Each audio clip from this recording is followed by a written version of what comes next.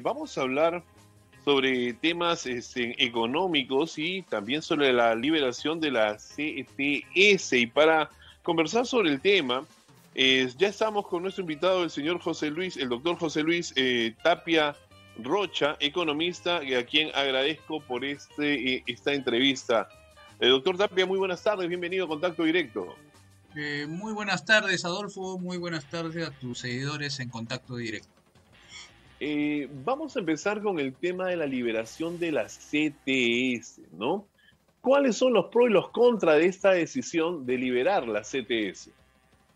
Bueno, los pro está en que las personas van a poder atender necesidades urgentes y el contra es por el lado de los bancos, quienes van a disponer de menor liquidez si es que se procede a un retiro masivo de los fondos, ¿no? Que ascienden más o menos a 21.668 millones de soles, ¿no? Distribuido entre bancos, financieras y cajas de ahorro, ¿no? Ujú.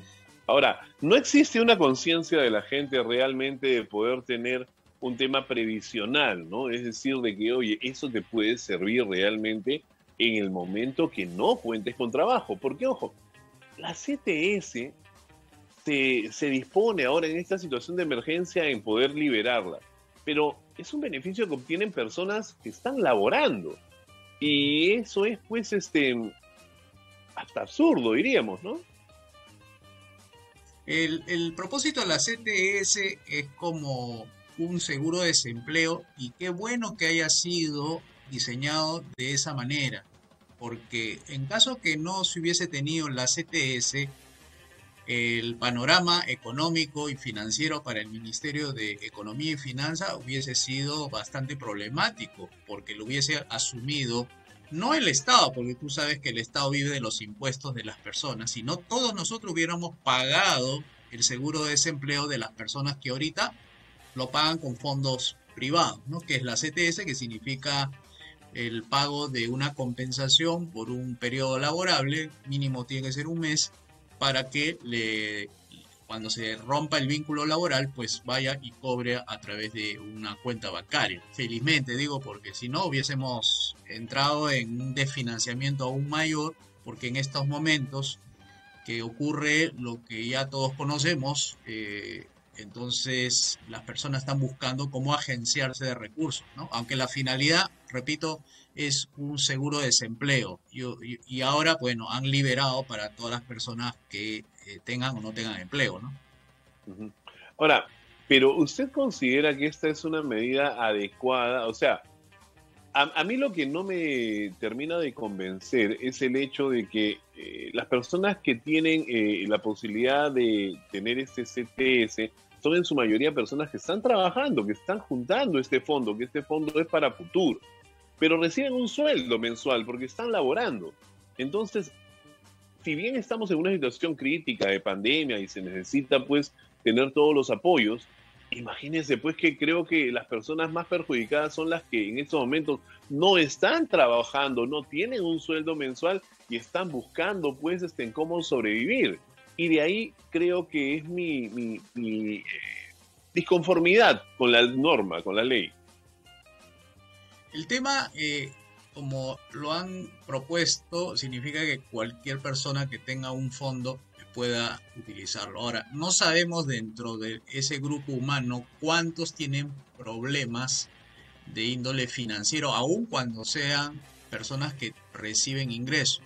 Me Uh -huh. refiero básicamente a un familiar que ha afrontado alguna enfermedad, digamos esta que conocemos, y que no haya estado previsto dentro de su fondo asumir costos adicionales a un presupuesto familiar, ¿no? Por ejemplo, ustedes saben que todos los gastos que uno realiza por hospitalización, producto de esta pandemia, pues son Uh -huh. bastante elevados, ¿no? Incluso personas que Exacto. pasan 15 días en una clínica terminan pagando 150.000 soles y cosa parecida. Entonces, como la autoridad no tiene conocimiento exacto de la particularidad de cada persona, porque cada persona es una realidad económica, entonces no puede segmentar o pedir requisitos bastante individualizados en todas las circunstancias que pueda estar atravesando una persona, ¿no? O sea, las causales para retirar dinero serían bastante, digamos, ingeniosas para los legisladores de ponerse en todas las Claro, situaciones y por eso exacto. creo que han hecho eso, ¿no? Del retiro masivo de todas las CTS, ¿no? ¿Qué piensa usted sobre este segundo intento de poder también liberar un fondo de 4 UITs de las AFPs? También creo que las personas pasan por dos situaciones, ¿no? Me imagino dos. Una es la de la emergencia familiar y la otra del descreimiento respecto al sistema privado. Es decir, piensa que ese sistema privado a mediano y largo plazo no va a seguir o no va a continuar. Y tiene también, hay otro grupo de personas en la que yo me incluyo, es que en caso que una alternativa que no sea a favor de mantener la propiedad privada a las AFPs puedan congelar tu depósito y se convierte en un corralito tipo Argentina el año 2000 donde no permitían que las personas retirasen sus fondos privados hasta que se estabilice la economía, de manera que eso también es un peligro latente, ¿no? De que Claro. confisquen ahorros, confisquen los dólares por la fuga de capitales que podría suceder en una adversidad en caso de que una candidatura promueva ese tipo de congelamiento de depósito, que no permita a las personas sacar su dinero libremente, ¿no? El ministro de Economía, ministro Waldo, se me escapa su apellido, es Mendoza, Mendoza. Waldo Mendoza. Sí. Waldo Mendoza, se ha pronunciado, me parece que fue esta mañana, al menos lo escuché yo esta mañana, y decía pues de que va a presentar un recurso ante el Tribunal Constitucional en el caso de que el Congreso apruebe por insistencia esta norma. ¿Qué opina de ello? Me parece un poco excesivo su planteamiento debido que los fondos de pensiones no son, en este caso, estatales, ¿no? Yo sí tendría pues algún reparo por un tema financiero de cómo va a poder cubrir los fondos si fuese de la ONP, ¿no? Digamos, retiro completo, parcial de los fondos de la ONP. Bueno, ahí como es un fondo común es un poco difícil también individualizar, ¿no? El pago. Pero en el caso del privado, y siendo el fondo de pensiones de las personas, entonces ahí me parece que no es muy claro su proceder, ¿no? O sea, como que está diciendo, ¿no? Que está cuidando los fondos privados de las pensiones como si fuese del gobierno.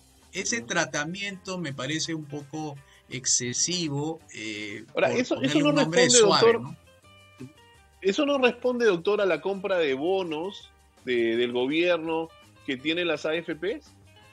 Efectivamente, ya tú has ido un paso más allá. Estamos entrando a una cuestión que, digamos, los fondos de las pensiones están distribuidas o invertidas en tanto en nacional como internacional. En el internacional, 48% está en fondos mutuos en Estados Unidos, otros países. Pero acá, un tercio de esa mitad del fondo está invertido por las AFP en bonos del Tesoro peruano. ¿Qué significa bono de Tesoro? Que le dio las AFP dinero al gobierno y el gobierno le daba unos papeles que le prometía pagarle con unos intereses para que una vez que lo recupere el fondo, incluye esos intereses, lo cual para la AFP es particularmente un negocio y poder pagarle los intereses de los fondos privados.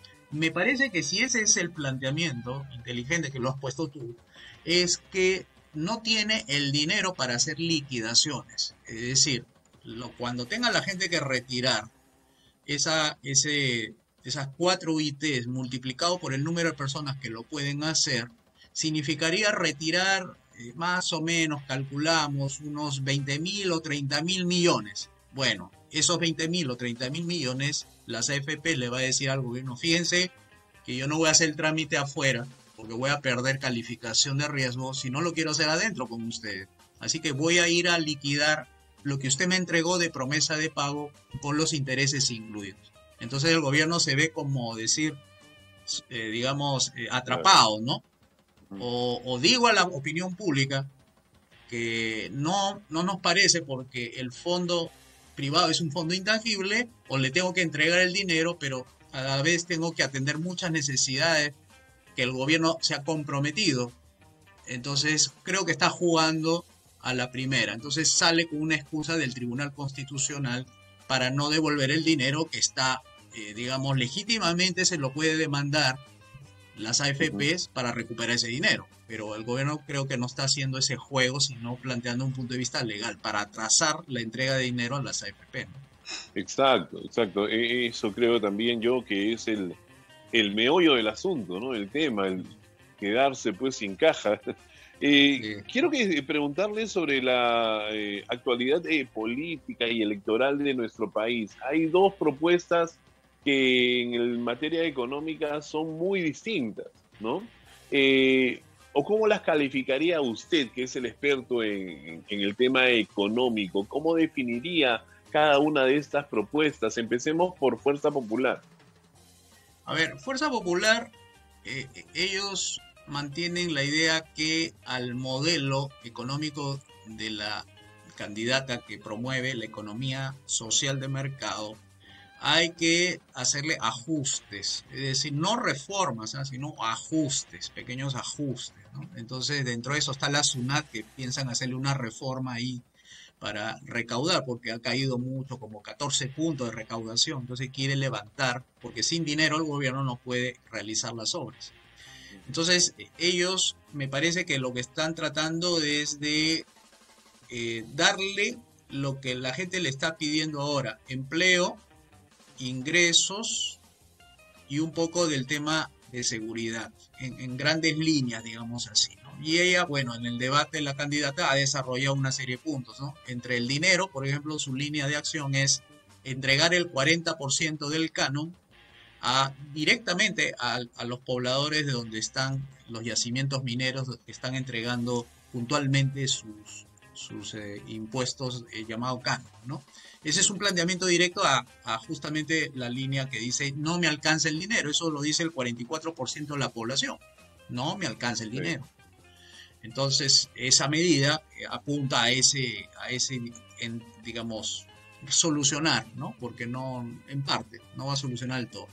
Pero me parece que esa no es una buena solución. Pero en fin, eso es lo que han planteado, pero no hay reforma. El tema es las reformas, que yo quería hacer énfasis porque el sistema económico y político demanda hacer reformas. Si no, nos va a ocurrir como lo de Colombia o lo que ocurrió en Chile, ¿no? Que la gente, por un puntito nada más de impuesto a la venta, salen a las calles a protestar y la izquierda tiene la excusa ahí para tumbarse un gobierno, ¿ya? Porque no ha parado, ha retirado el proyecto del señor Iván Duque, el presidente de Colombia, lo ha retirado, ¿eh?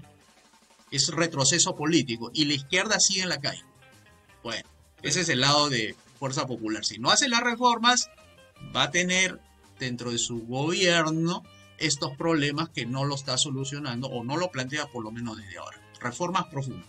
En el lado del señor Castillo, sí tenemos claridad en sus planteamientos. ¿Cuál es la claridad? Nos quiere devolver a un camino socialista, digamos así, yéndose al filo comunista, ¿no? Porque comunismo, saben, queridos amigos, es la igualdad en todo, que no haya ni pobres ni ricos. Entonces, para que no haya ni pobres ni ricos, a los ricos le quitan todo y entre comillas se lo dan a los pobres, pero nunca le llega al pobre. Entonces es una fantasía económica decir que eso puede ocurrir. Entonces es una igualación de la pobreza, de la riqueza hacia abajo. Es decir, los ricos, como ven una economía con esas características, abandonan el país. Y hay muchos están retirando sus cuentas bancarias de los bancos peruanos. Ya lo están remitiendo a Miami, a Delaware, por ejemplo. Ese es un paraíso fiscal en Estados Unidos. Lo están mandando ahí. Los funcionarios de los bancos están viendo que hay un retiro masivo, convirtiéndolo todo de soles a dólares. Por eso que se está digamos, incrementando el dólar, ¿no? Bueno, ese es el típico nerviosismo de aquellos que tienen fábricas, empresas, capitales, que tienen mucho en riesgo.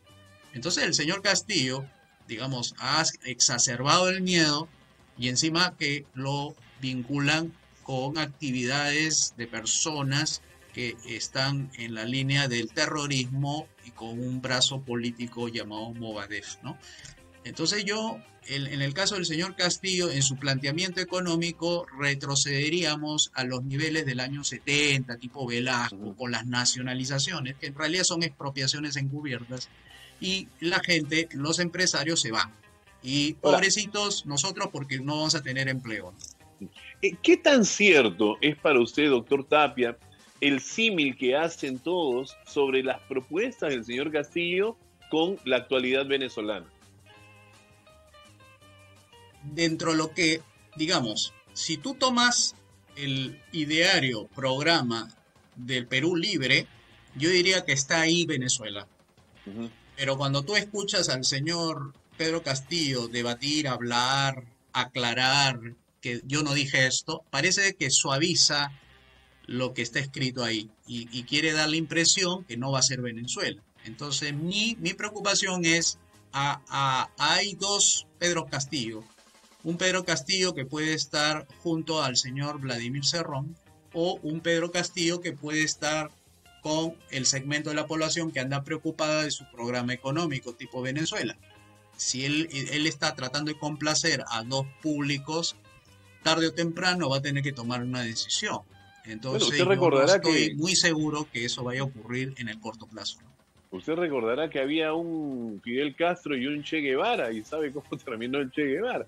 Así es. Acá ya están ya mandándose pues las cartas de despedida, a pesar pues de que no han llegado todavía a nada. Hay una parte de sus propuestas, ¿no? Habla sobre el tema de los contratos con las diferentes empresas, de revisarlos. Incluso también comenta sobre el tema de la minería, en la cual dice el 70% de los recursos o de las riquezas obtenidas acá por la minería deben de quedar en el país y el 30% es la que se podrían llevar estos empresarios. ¿Eso es factible? O sea, a un empresario con dos dedos de frente le resulta negocio hacer bajo esas condiciones. Mira, cuando entró Velasco, una de las empresas que, digamos, quedaron después de todas las nacionalizaciones que hizo, quedó Sauder. Y Sauder vivía de la minería. Antes era la International Petroleum Company, la Oxy, etcétera, pero justamente Sauder no la tocaron. Entonces, la posibilidad de que las empresas mineras puedan quedarse en el Perú va a depender de su negociación directa con el gobierno. Yo creo que eso va a ocurrir, que de alguna manera van a conseguir quedarse, pero previa garantías que no le van a expropiar. Ahora, el 70% que se lleven de las ganancias, el gobierno me refiero, que el gobierno ponga un impuesto del 70%, es como que uno trabaje por 100 soles y el gobierno se te lleva tus 70 y tú te quedas con 30. Desde el punto de vista de un empresario, una persona que también puede ser un empleado, dirá, o sea, yo trabajo por 100 soles y al final el gobierno me quita 70, yo me quedo con 30. Mejor no trabajo o busco la forma de evadir esa posibilidad que me quiten. Y cuando las empresas son formales, en realidad no pueden evadir. Lo que van a hacer es, bueno, cerraré el negocio, me dedicaré a otra cosa y ya no haré lo que estaba haciendo, ¿no? Y las empresas mineras, sobre todo estas, las medianas y las pequeñas pueden hacer eso, pero las grandes negocian con el gobierno.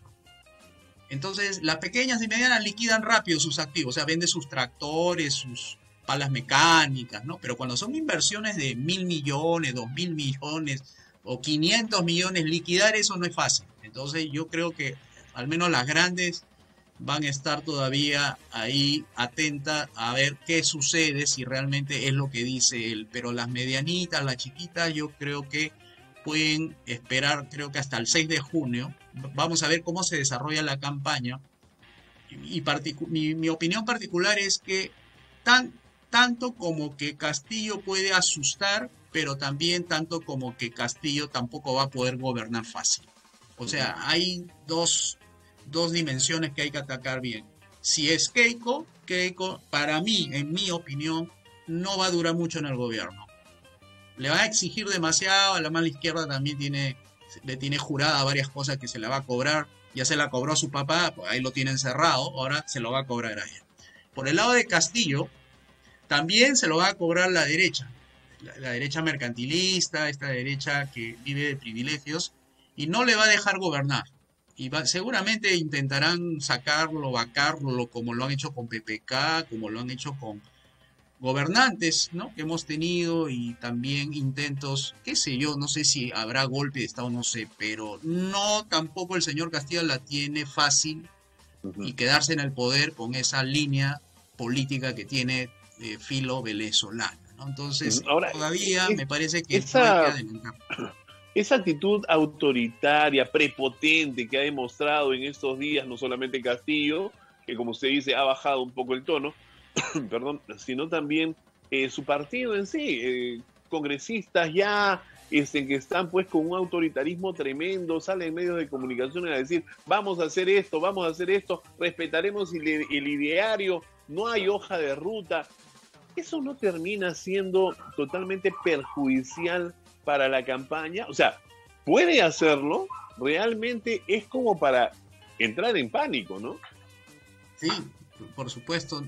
Las señales que envía el señor Castillo no le ha agradado a una buena parte del Perú que tiene inversiones, negocios. Incluso usted habrá visto comunicados de gremios empresariales populares, no los de Confiep, sino populares, criticando o tratando de defender, digamos, su esfuerzo privado por haber prosperado, ¿no? Eh, pero hay otro grupo que no son justamente estos, que han votado por disgusto, pero todavía las personas creo que no han tomado realmente conciencia completa, ¿no? Han tenido una parte, sí, de que, bueno, lo que me ofrecen, el panorama electoral no es lo que yo busco, y yo voto en disgusto de esas propuestas. Entonces el señor Castillo le aventaron, como se dice, la lotería, y él fue el premiado, y ya le cayó la responsabilidad en un momento dado de asumir ese disgusto de la ciudadanía, pero no lo está asimilando, creo, profesionalmente hablando, ¿no? Es decir, estructurar bien un equipo de gobierno con una campaña bien definida de voceros que hablen con claridad sobre las líneas políticas del señor Pedro Castillo, que se vea como una organización compacta, con un norte y con una propuesta, ¿no? Que sea coherente con lo que ha ido diciendo a través del camino. Pero como eso no está ocurriendo, está lanzando una serie de discursos, medidas sueltas, de tal vez, no sé, para suavizar las propuestas radicales que tiene su ideario, pero sin romper el vínculo también con el partido que lo ha llevado, ¿no? Que ahí tiene congresistas, que son 37 a nivel total, y va a tener que saber gobernar con ellos, ¿no? Porque si no, le va a dar la espalda. Y más Claro. bien el que va a ser vacado va a ser él, porque no va a Pero, tener pero, bancada. pero también usted sabe que a veces tiene pues a un partido político radical, ¿no? Que quiere ir con la pierna en alto a todo lugar, y él como candidato trata de bajar el tono. A mí lo que me preocupa es que el candidato se termina cuando asume el gobierno, y ahí es donde ya abraza, ¿no? A sus colegas con los que los ha llevado, y empieza ya a ser el presidente, a levantar la pierna también, al igual que sus correligionarios. Dentro de su plan económico, del ideario, porque es el que debemos de hablar, el que está el papel, el que ha sido presentado al Jurado Nacional de Elecciones, dice descentralización económica, y quería preguntarle por esto. El plan de Castillo plantea luchas contra el centralismo económico, modificando el presupuesto de acuerdo con Perú Libre. Actualmente el gobierno central se asigna el 70% del presupuesto y deja el 25% para los gobiernos regionales, el 18%, deja para los 25 gobiernos regionales el 18%, y para 4.385 municipalidades el 12%. Asimismo, señala que se llevaría a cabo un descentralismo tributario, pues sostiene que actualmente el gobierno central recauda el 98% de los impuestos fiscales, los municipios el 2% y los gobiernos regionales 0%. ¿Qué opinas sobre esto? Bueno, primero que va a tener que resolver el tema de recaudación. O sea, el señor Pedro Castillo y su equipo están asumiendo que existe dinero en estos momentos que se puede gastar. Y lo cierto es que no lo hay. No lo hay en los términos que ellos piensan, es decir, como proponen descentralizar fiscalmente, es decir, entregar recursos a los municipios, a las regiones, para que no sea como es ahorita, ¿no? 70-30, o otros dicen que 60-40, cree que existe ese dinero a disposición para hacer esa descentralización. Pero es que lo único que va a encontrar son los fondos de contingencia y que ya se lo está, digamos, ejecutando en estos momentos el Ministerio de Economía y Finanzas. Y esos fondos de contingencia son el Fondo Consolidado de Reserva, que ahí tiene como cerca de 29.000 millones, más o menos, más otros que le llaman el fondo que todavía le llaman COVID, ¿no? Que todavía queda ahí varios cientos de millones, pero que al final, cuando llegue el señor Castillo, va a tener que asumir la verdadera realidad. La realidad le va a decir, ¿sabe qué? No hay caja como para hacer lo que usted propone, es decir, descentralizar económicamente y financieramente el gobierno. Entonces, ¿qué le queda al señor Castillo? Tiene que buscar la mejor forma que le permita al gobierno recaudar, y la recaudación no va a venir con mayor préstamo, porque eso es lo más fácil y seguramente lo va a proponer en su gabinete el ministro futuro que esté con él. Hay que endeudarnos internacionalmente. Cuando puede hacer es justamente realizar reformas, es decir, reformas de mercado para que pueda recaudar, porque si el mercado sigue como está, sobretributado, sobreregulado, que no permiten pues que las empresas crezcan, entonces no va a poder recaudar donde debe hacer esa recaudación. Entonces, menos, disculpe doctor, si es que asusta al empresariado. Menos exacto. Si es que estatiza a las empresas, o sea, menos recaudación va a haber, va a aumentar el gasto público y esto va a terminar siendo un gobierno que se va a ir hacia abajo. Así es, como tú lo dices, Adolfo, de todas maneras va a entrar en un periodo de reflexión. Recuerda que desde el 6 de junio, cuando se sepa el resultado y si le favorece los votos a él, bueno, tiene desde el 6 de junio hasta el 28 de julio, porque ese será el día que tenga que decir qué va a hacer. Entonces tiene como cerca de 1 mes y medio para reflexionar, y me hace acordar bien ese periodo de reflexión a la hoja de ruta del señor Ollantumala, que fue presidente, que fue con una primera hoja de, digamos, de ruta y que luego la cambió, o la de el señor Alberto Fujimori, que también en su periodo llegó a conocer, por la historia como se ha registrado, a Hernando de Soto, a Carlos Boloña o a Juan Carlos Hurtado Miller, quienes al final le propusieron una salida mucho más realista. Tenía que desmontar todo el aparato estatal, romper todos los controles de precios que había, quitar los subsidios, etcétera. Eso eran las reformas. Era un gobierno que venía, el socialismo, me refiero de Alan García, a dejarle sin nada al gobierno. Bueno, algo parecido, pero no tan desordenado macroeconómicamente, le puede suceder a Pedro Castillo. Y ojalá que en su periodo que tenga de reflexión, si es que gana, estoy diciendo si es que gana, tiene para pensar bien qué es lo que va a hacer con el país. Doctor Tapia, tengo ya que ir al corte, pero no puedo dejar de... Castillo nos ha absorbido, porque pues hay muchas más dudas, ¿no? Hay mucho más por conversar, por saber, pero no puedo dejar de preguntarle qué opina sobre esta adhesión que ha tenido la candidata Keiko Fujimori del economista y exministro Luis Carranza. ¿Cree que es favorable para ella?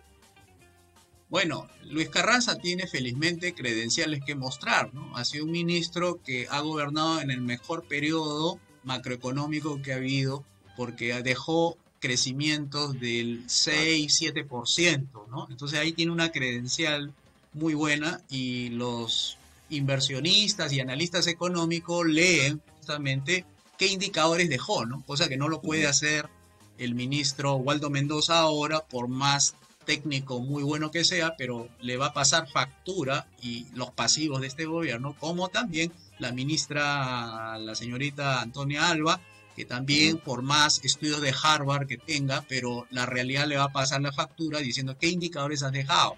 Entonces, entre lo conocido y lo que se viene por conocer. Entonces, eso es un buen, digamos, indicador, por lo menos para la parte, eh, se le conoce más por la parte financiera a Luis Carranza, ¿no? Es muy bueno en la ejecución presupuestal. Creo que él fue viceministro de Hacienda en el periodo, si no me equivoco, de Alejandro Toledo, pero Sí. tiene antecedentes de haber manejado muy bien las finanzas públicas, ¿no? Entonces, eso es lo que requiere el país, es un ordenamiento financiero porque el Perú está desbalanceado. Su gobierno está con un 10% de déficit para cubrir, y eso es bastante para un gobierno pequeño, porque digo pequeño por la cantidad de riqueza que produce y lo que se necesita para cubrir ese déficit del 10%. Entonces, ojalá que, bueno, si no sea él el ministro, por lo menos siga siendo una de las caras visibles del equipo de gobierno de la señora Keiko Fujimori, ¿no? Doctor Tapia, muchísimas gracias, por esta entrevista. Un gusto conversar con usted y hasta pronto. Muchas gracias, Adolfo, y a tus amigos de Contacto Directo. Muchísimas gracias. El doctor José Luis Tapia Rocha, economista, ha estado con nosotros analizando las propuestas económicas y también conversando sobre la liberación de la CTS. Pausa comercial y volvemos.